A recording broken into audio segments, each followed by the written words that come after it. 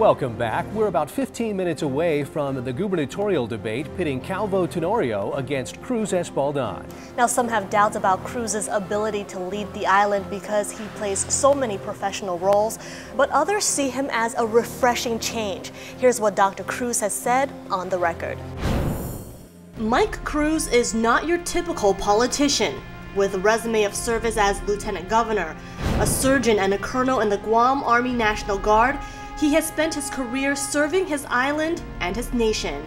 But if you ever wondered what kind of leader he is, some insight to the way he makes decisions will help. I was asked yesterday by one of my staff members, you realize that there's going to be a lot of smokers that are not going to like this and that are not going to vote for you. And so what do you think about that? And I said, well, let me think about this very easy. Votes versus saving lives. Votes versus saving lives. I think it's an easy answer as to what we would vote for, certainly. Let's save lives. Some say Cruz wears many hats, maybe too many, but he says he only wears one. And, Dr. Cruz, what am I supposed to call you today? I mean, what hat are you wearing? Are you Dr. Cruz? Are you Lieutenant Governor Cruz? Are you Colonel Cruz? And what are you? And I said, well, it's interesting because the only real hat I wear is the political one.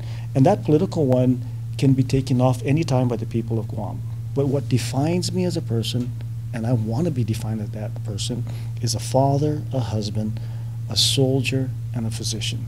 But that adds to the wealth of what I should be able to offer our people as a leader. But Cruz has a real fight on his hands. He faces the Calvo Tenorio team that has so far amassed campaign war chests of over $1 million. On top of that, the recent release by the public auditor that the government overspent $93 million last year, an ailing hospital, and a massive military buildup to prepare for. He will have to answer to voters for the challenges this administration faces. But that does not slow him down, and he credits his mother for his drive. My mother never was one who looked for position, but she was always driven by purpose. As for those who say he started his run too late, Cruz says that every day that he does the work he was elected to do, he is campaigning, and all of Guam's leaders should do the same. I mean, the people of Guam have voted me in to do 4 years of work. And if they just look long enough and hard enough, with a certain eye towards hopefully the good that we've done, that they'll see that a person's work in what they already sit in and they're required to do should be a big part of their campaign already. And when so many said it could not be done, Cruz led the charge for Guam Memorial Hospital to achieve accreditation for the first time in almost 3 decades. And now Cruz's competitor tonight, Senator Eddie Calvo, is taking his first stab at the gubernatorial post. He's touting a new direction for the people of Guam. We looked into his record as a lawmaker and a businessman. Hungan Tanasinya. Hungan Tanasinya. Yes, we can. Yes, we can. That, my dear people, is the Guamanian dream. As a candidate for governor, Senator Eddie Calvo is touting the Guamanian dream, a movement that believes in our people and our future. This movement is about those taxpayers that aren't getting their refunds, those patients that are still waiting in line at the emergency room, those parents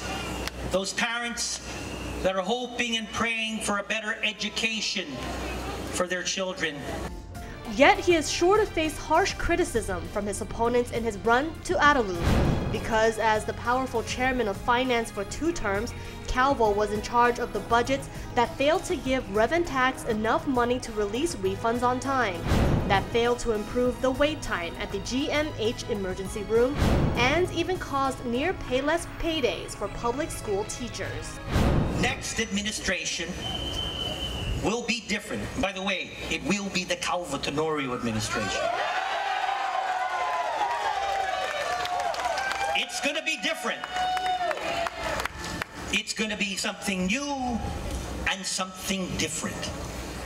And it starts with an administration that holds higher expectations for itself.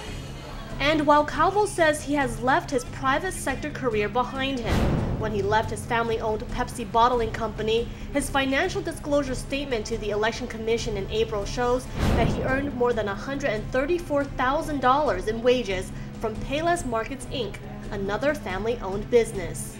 Some of our competitors have actually told me or said to people, maybe I shouldn't run because of my name or where I came from. My dear people, I am not going to apologize for my name or where I came from. Calvo is now offering the people of Guam a blueprint for the future. The sky's the limit. But I'll tell you one thing. Where this economy goes will not come from the government.